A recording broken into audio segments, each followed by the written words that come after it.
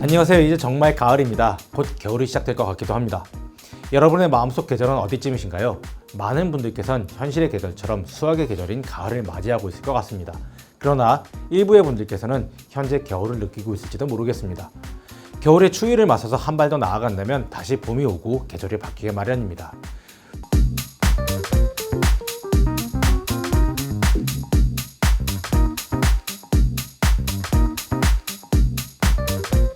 (10월 8일) 연합뉴스에서 보험연구원 내년 보험산업 전망 4년째 저성장, 매출 증가율 0%라는 기사를 냈습니다. 보험연구원은 이날 보험사 CEO 등을 대상으로 조찬 세미나를 진행했습니다. 그리고 해당 내용을 발표했죠. 발표 내용을 한마디로 압축하면 보험산업은 올해도 성장이 힘들었지만 내년에도 성장이 힘들 것이란 전망입니다. 생선부를 나눠서 보면 생부는 수입보험료가 올해 2.5% 감소했지만 내년에도 2.2% 정도 줄어들 것이라는 암울한 전망입니다. 손부는 생보보다는 조금 사정이 낮습니다. 올해는 3.8% 성장했지만 내년은 2.6% 성장에 그칠 것이라는 전망입니다. 생보는 줄고 손보는 늘어서 보험업계 전반적으로 성장은 없다는 예측인 셈입니다. 수입보험료 감소 이유는 IFRS 17 도입 탓에 저축성 보험이 대폭 감소한 것이 가장 큰 원인이지만 경기 침체로 보장성 보험 성장도 쉽지 않다는 것이 이유로 꼽힙니다. 또 불경기로 해지는 들어서 보험금 지급이 많아지는 것도 이유입니다. 내년에도 보험사는 경영이 쉽지 않다는 것을 의미합니다. 그런데 보험사가 힘들어지면 설계사는 어떤가요? 아마 더 힘들어지겠죠? 그리고 사업비 규제까지 시작됩니다. 쉽지만은 않은 내년을 맞이하게 되겠네요. 정말 암울한 전망입니다. 다음 기사를 보시겠습니다. 이번 기사는 좀 희망적입니다. 대한금융신문에서는 고혈압, 당뇨병, 간편가입, 유병자보험 연평균 20% 성장이라는 기사를 내놨습니다.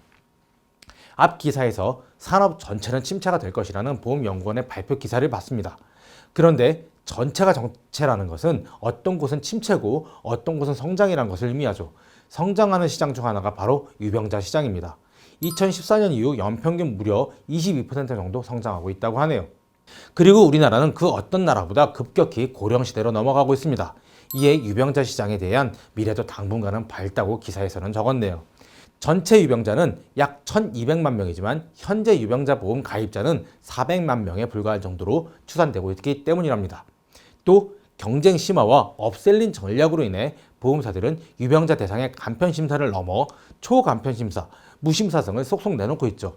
필드에서 녹론을 원한다면 유병자 보험에 대해서 반드시 관심을 가져야 할 거라고 생각합니다. 다음 기사는 뉴스품에서 작성한 저렴하니 갈아타라고 보험 리모델링 주의보입니다. 최근 필드에서는 보험 리모델링 컨설팅이 정말 많이 진행하고 있습니다. 아니 좀 과장해서 말한다면 보험 리모델링 이외의 컨설팅은 거의 없는 것 같습니다. 그런데 보험 리모델링이라면 보험의 주 목적인 보장을 보완하거나 강화해야 하는데 실은 더 저렴한 보험료로 갈아타라는 컨설팅이라서 이걸 구체적으로 얘기한다면 보험 리모델링이 아닌 보험료 리모델링 컨설팅으로 변질된 듯합니다. 보험 리모델링 컨설팅이 가능해진 것은 지난 2015년 저해지 환급형 종신보험이 출시된 이후 비슷한 상품이 업계에 확산된 덕분입니다. 이후 무해지 상품이 등장했죠. 최근에는 아예 환급금이 없어 순수 보장형보다도 더 보험료가 저렴한 환급금 미보증형까지 등장했습니다. 사실 소비자의 입장에서 보험 리모델링을 받고 보험을 갈아타는 게 꼭 유리한 것만은 아니라는 것에 공감을 하실 것입니다. 소비자 입장에서 보험료 납입 총액은 크게 줄어들지 않죠.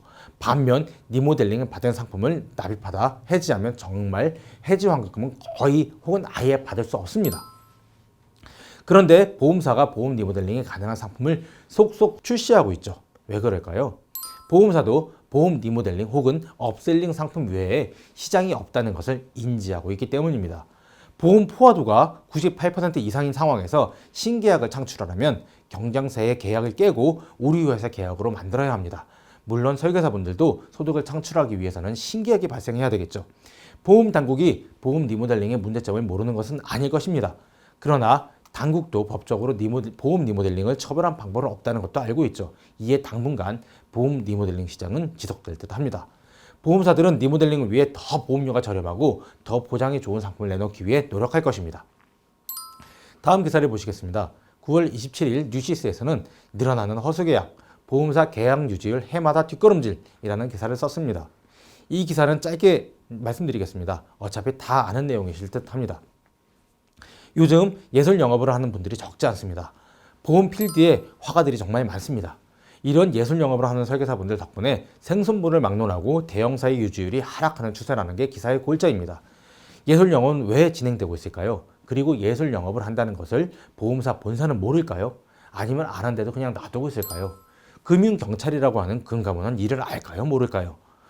보험사나 금감원 모두 파악하고 있습니다. 그러나 너무 과잉이라고 판단하지는 않은 듯하고 하더라도 보험업법에서 처벌이 쉽지 않다는 것까지 인지하고 있는 듯합니다.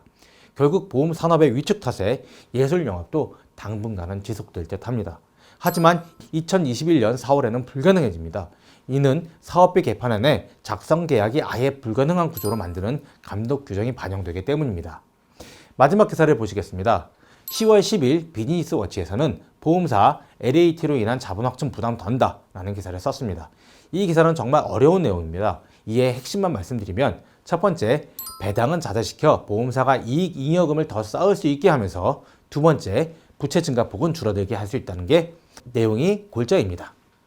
금융위가 이런 정책을 내놓은 배경은 최근 급감한 시중금리로 인해 LAT 할인율까지 낮아진 탓입니다. LAT 할인율이 낮아지면 보험사들은 부채 증가폭이 폭발적으로 증가합니다. 요컨대 시중금리 하락이 LAT에 적용하는 할인율을 낮췄고 할인율이 낮아져서 보험사의 부채 증가폭이 엄청나게 증가한 것입니다. 이에 금융위는 부채 증가 시기를 1년 뒤로 미뤄주겠다는 겁니다.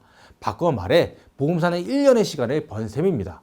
그렇다면 보험사는 시한폭탄이 터지는 시기가 1년 뒤로 미뤄졌는데 어떻게 해야 할까요?